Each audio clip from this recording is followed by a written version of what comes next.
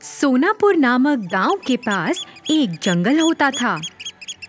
उस जंगल में पृथ्वीराज नाम का एक आदमी जंगल का अफसर था। वह अपने परिवार के साथ जंगल में एक खूबसूरत बंगले में रहता था। हर रोज पृथ्वीराज अपने काम पर चला जाता।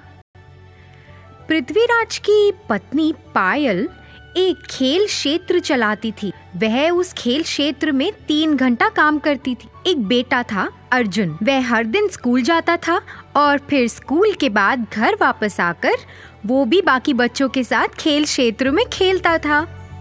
खेल क्षेत्र के पीछे पृथ्वी और पायल ने एक छोटा सा खूबसूरत लकड़ी का घर पेड़ पर बनाया।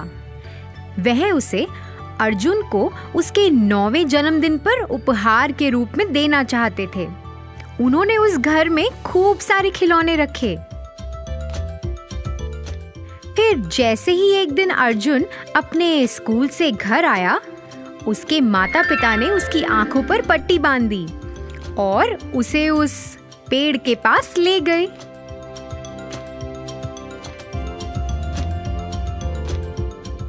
जैसे ही अर्जुन ने वह घर को देखा, वह बहुत खुश हुआ। वह अपना आधा दिन उस लकड़ी के घर में ही बिताता था। एक दिन अर्जुन उस घर से अपने घर की ओर भागता हुआ आया। उसने एक चित्र बनाया था। भागते भागते अर्जुन का पैर फिसला और वह जमीन पर गिर गया। उसने जमीन पे सीप के आकार का एक शंख देखा। उसे उत्सुकता हुई कि ये क्या है, तो उसने मिट्टी में अपना हाथ डाला और उस सीप को निकाल लिया। जब उसने उसे खोला तो उसमें 2 चमकीले सुनहरे रंग के अंडे थे। हाँ हाँ, ये तो कितने सुंदर हैं। मैं तो इन्हें अपने लकड़ी के घर में रखूंगा। अर्जुन उन अंडों को लेकर अपने लकड़ी के घर में चला गया।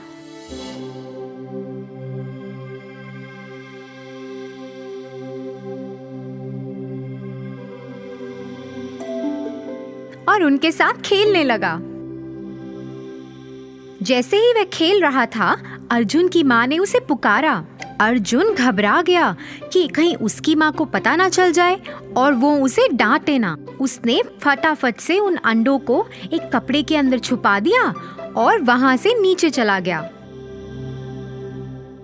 फिर अगले दिन जब अर्जुन वापस उस लकड़ी के घर में आया, उसने उन अंडों को खोजना शुरू कर दिया। उसे ये देख के बहुत हैरानी हुई कि एक दिन में ही अंडे बड़े हो गए हैं। वह उन्हें आश्चर्य से देखता रहा कि कैसे एक दिन में अंडों का आकार बड़ा हो गया है। देखते ही देखते अंडे दिन ब दिन बड़े होते गए। अर्जुन अब 11 साल का हो गया था और अंडों का आकार तो बहुत ही बड़ा हो गया। अर्जुन को ऐसा लगा कि अब तो उस लकड़ी के घर में इन्हें छुपाना नामुमकिन है। तो उसने सोचा कि अब वह उन अंडों को कहीं और जाके छुपाएगा। दूसरा स्थान खोजने के लिए वह अपनी साइकिल पर घर के आसपास देखने लगा। उसने एक पुराना सा घर देखा। उसने सोचा कि यह अच्छी जगह है जहां वह अपने अंडों को छुपा सकता है। वह जल्दी अपने घर वापस आया, उन अंडों को लिया और जल्द ही उस पुराने बंगले की ओर चला गया। उसने उन अंडों को वहां छुपा दिया और उसके बाद वह वहां कभी नहीं गया। उसे तो उस घर से डर लगता था क्योंकि वह भयानक था। ऐसे ही कुछ साल बीतते गए। अर्जुन के 18वें जन्मदिन पर अर्जुन हिमेश को अपने साथ उस पुराने बंगले में चला गया। जैसे ही उन्होंने घर का दरवाजा खोला, दोनों आश्चर्यचकित रह गए। अंडे तो उनसे भी बड़े हो गए। ये क्या था? इतने बड़े कैसे हो गए अंडे? क्या ये सचमुच के सुनहरे अंडे थे? उनके दिमाग में ऐसे ख्याल आने लगे। दोनों ने तय किया कि वह अंडों का राज जानेंगे। इसीलिए वह पुस्तकालय में चले गए और कुछ किताबें पढ़ने लगे जिससे उन्हें अंडों का ज्ञान हो। पढ़ते पढ़ते अर्जुन को कुछ प्राप्त हुआ। अर्जुन ने यह पढ़ के हिमेश को सुनाया कि ये सुनहरे अंडे तो बहुत खास हैं। ये शुरू में तो बहुत छोटे होते हैं और सीप के आकार के शंख के अंदर होते हैं, मगर जैसे ही इन्हें कोई छूता है और उस शंख से बाहर निकालता है, धीरे धीरे ये बहुत बड़े होने लगते हैं। जो भी इन अंडों को सबसे पहले छूता है वो इन अंडों का मालिक बन जाता है। ये जादुई अंडे हैं। इन अंडों में इतनी ताकत है कि ये किसी को भी दूसरी दुनिया में लेकर जा सकते हैं। ऐसा करने के लिए अंडों के मालिक को अपनी पहली उंगली अंडों पर रखनी है। एक बार में सिर्फ 2 लोग ही जा सकते हैं। ऐसा करने के लिए जैसे ही वह उस अंडे के अंदर जाएंगे, वह अपनी इच्छा प्रकट कर सकते हैं और अंडे उनकी इच्छा कबूल कर लेंगे। अरे वाह, ये तो कितनी अच्छी बात है। अर्जुन और हिमेश वापस उस पुराने घर में गए। अर्जुन ने अपनी पहली उंगली अंडे पर रखी। जैसे ही उसने ऐसा किया, अंडे खुल गए। दोनों एक एक अंडे के अंदर शामिल हो गए। हमें अंतरिक्ष में ले जाओ। जैसे ही उन्होंने ऐसा कहा, दोनों अंतरिक्ष में पहुंच गए और उड़ने लगे। दोनों ने बहुत मजा उठाया और फिर वापस अंडे में आ गए। उस दिन से दोनों अलग अलग जगहों पे जाते थे। एक बार वह ऐसी दुनिया में गए जहां बहुत प्रकार के फूल थे। उन्होंने आसमान की यात्रा की, बादलों में से गुजरते हुए, और धरती को वहां से देखा। फिर एक दिन वह सोच रहे थे कि अब हमें कहाँ जाना चाहिए।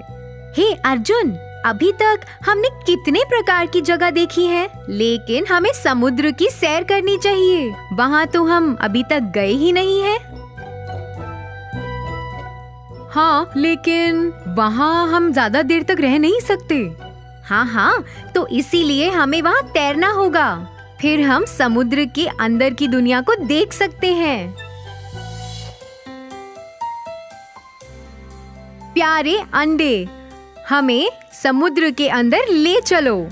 जैसे ही उन्होंने अपनी इच्छा प्रकट की, उन्होंने खुद को समुद्र तल पर पाया। वह इधर उधर देखने लगे। समुद्र में भिन्न भिन्न प्रकार की मछलियां थी, फूल पौधे थे और कई अलग अलग तरह के जीव थे। वह तो समुद्र के अंदर की दुनिया को देखकर हैरान रह गए थे। बस वो तो उस जगह का लुत्फ उठा ही रहे थे कि अचानक उन्होंने अपनी ओर आते हुए एक बड़ी मछली को देखा। हे अर्जुन, देखो वो कितनी बड़ी मछली है। हे भगवान, ये तो बहुत भयानक लग रही है। अरे ये कुछ नहीं खाएगी, ये तो सब जादू है। अरे नहीं बाबा, देखो वो हमारी ओर आ रही है। अरे हमें यहाँ से भागना चाहिए। दोनों आखिरकार चिल्लाए।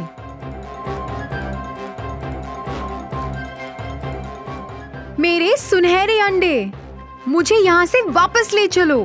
फिर जैसे ही उन्होंने ऐसा कहा, वह वापस अंडों के अंदर आ गए। उन्हें फिर एहसास हुआ कि जादू का तो इस्तेमाल करना उन्हें आ गया है, लेकिन उस जादू की मदद से उन्हें कहाँ कहाँ जाना है, इसकी उन्हें अभी तक खबर नहीं है। उन्होंने कभी ऐसा सोचा ही नहीं था कि ऐसी भयानक घटना भी उनके साथ घट सकती है। दोनों ने ये तय किया कि अब वह उस जादू का इस्तेमाल नहीं करेंगे।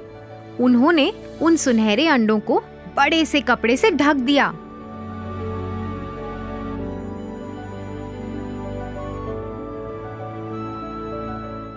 उन्होंने दरवाजे को भी अच्छे से बंद कर दिया ताकि कोई और भी उस घर में ना जा सके।